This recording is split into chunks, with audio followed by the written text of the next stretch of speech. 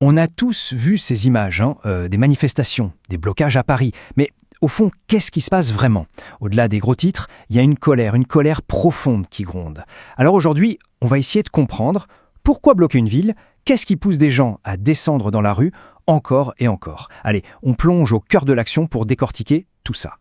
Alors voilà, imaginez un peu la scène. On est le 10 septembre. C'est une journée nationale de mobilisation. Et au milieu du bruit des sirènes, on entend ce chant qui résonne. C'est au moment où des manifestants essayent de bloquer le périphérique parisien. Et ce n'est pas juste un slogan qu'on crie en l'air, non, c'est vraiment le cœur de leur combat. C'est une déclaration d'intention qui va donner le ton de toute la journée. Ok, donc dès le début de la journée, c'est parti, un véritable jeu du chat et de la souris qui s'engage et c'est à haut risque. D'un côté, on a les manifestants, bien décidés à marquer le coup, et de l'autre, on a plus de 80 000 membres des forces de l'ordre déployés partout en France.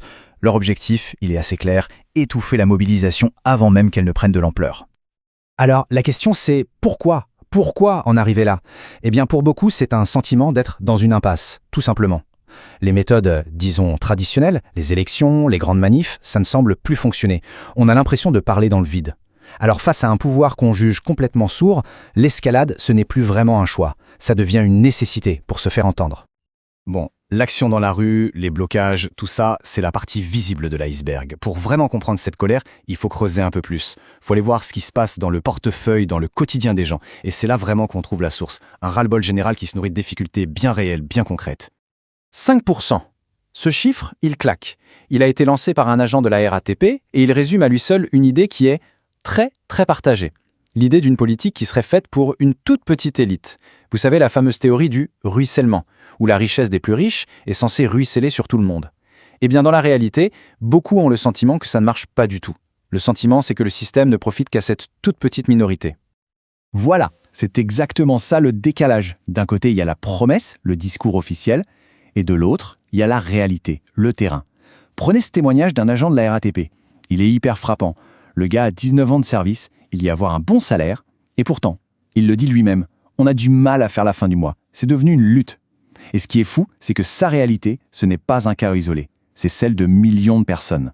Et puis, il y a Sarah. Son cas il est emblématique de la galère que vivent beaucoup de jeunes. Elle a une licence de biologie. Normalement, avec ça, on s'attend à un certain parcours. Mais non.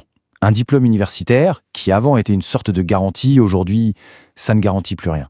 Après plein de refus en master, elle se retrouve à la caisse d'un supermarché. C'est l'image parfaite de ce qu'on appelle l'ascenseur social en panne. Et attention, ce ne sont pas juste des cas isolés. Le problème, il est partout. Ça touche les travailleurs qui sont là depuis longtemps, comme cet agent des transports qui perd 6 jours de paie s'il est malade. Ça touche les étudiants, comme ce jeune de Guyane qui voit le coût de la vie exploser. En fait, c'est une vraie vague de fond. On n'est pas en train de collectionner des anecdotes. C'est un symptôme social, quelque chose de profond qui se voit, même avec de plus en plus de jeunes précaires, parfois à la rue. Mais la colère, elle ne vient pas que du porte-monnaie. Non, elle s'ancre aussi dans un sentiment d'abandon. L'impression qu'un autre pilier de notre contrat social est en train de s'effriter, les services publics. Et pour en parler, qui de mieux placé que celles et ceux qui sont sur le terrain, en première ligne, tous les jours? La santé, l'éducation, les transports. Pour les manifestants, c'est pas juste des lignes sur un budget, ce sont les fondations de la société. Et le sentiment général, c'est que ces piliers sont en train d'être sacrifiés, un par un. La cause, selon eux, des années de politique dite libérale qui les sous-financent et les rendent de plus en plus fragiles. Si on regarde l'hôpital, la situation est décrite comme catastrophique. Imaginez des services en sous-effectif constant, des soignants qui, après 10 heures de garde, sont KO, complètement à bout. Et ils doivent s'occuper de 20, 30, parfois 40 patients. Et au milieu de tout ça, il y a cette phrase terrible qui résume tout « et tu as des vies entre tes mains ». Ça donne une idée de la pression et des risques que cette dégradation entraîne. Et du côté de l'école, malheureusement, c'est un peu la même musique. Un enseignant remplaçant nous parle d'infrastructures en ruine, de l'eau qui coule dans les salles de classe, des classes de plus en plus surchargées. Et dans ce contexte, le beau concept d'école inclusive, il devient impossible à appliquer. Comment on fait, sérieusement, pour bien accompagner des élèves qui ont des besoins spécifiques quand on n'a pas les moyens de base? Forcément, avec une telle mobilisation, avec une telle colère, ça entraîne des tensions. On n'est plus dans un débat d'idées à la télé là. Une manifestation comme ça, c'est une confrontation physique. Et ça veut dire qu'il y a des risques bien réels pour tous ceux qui descendent dans la rue. Sur le terrain, l'ambiance est électrique, la tension est palpable. Et au milieu de tout ça, on entend la réaction d'une passante. Elle voit un manifestant en sang et elle lâche. Mais quelle violence! C'est un scandale! Sa réaction, elle est spontanée, et elle montre bien une chose, une brutalité qui peut paraître totalement disproportionnée et qui choque même les gens qui ne sont pas là pour manifester. Alors, face à ça, face à ce risque, la question se pose, non? Pourquoi continuer?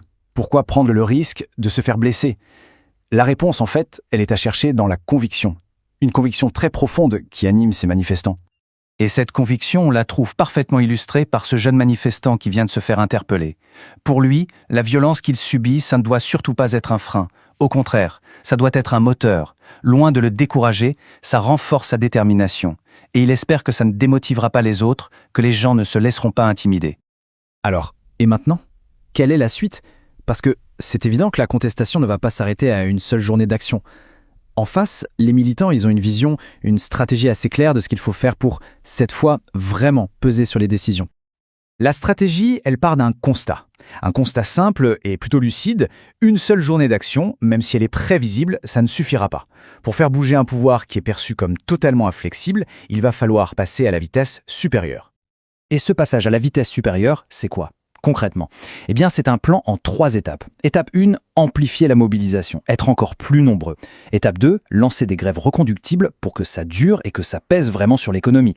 Et l'objectif final, l'étape 3, il est annoncé sans détour, bloquer le pays. Pour eux, c'est clair, c'est la seule solution qui reste pour créer un vrai rapport de force. Et tout ça, ça nous laisse avec une question assez fondamentale finalement. Quand les canaux de discussion habituels, la démocratie traditionnelle, semblent bouchés, quand la seule réponse à la protestation, c'est la force, la colère, elle ne s'évapore pas comme par magie. Elle se transforme. Et la vraie question, c'est en quoi va-t-elle se transformer?